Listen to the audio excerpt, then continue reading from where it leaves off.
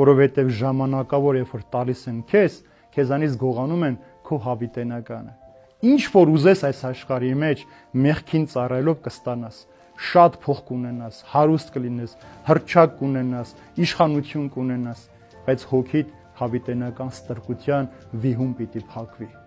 Սա է սատանայի ամբողջ նպատակը։ Ինքը գիտի, որ իր ժամանակը սահմանափակ է եւ ողբում է ամեն անգամ, որ օրը որ Հիսուսը աշխարհ վերադարձավ, ինչպես այսօրվա ավետարանի մեջ լսեցիք, երբ որ գա մարդու որդին, պիտի լացեն ու կոծեն ազգերն ու ժողովուրդները, բայց հնարավորություն չունենալու։ Սատանան գիտի, որ պահին որ փողը հնչեց, Քրիստոս գա,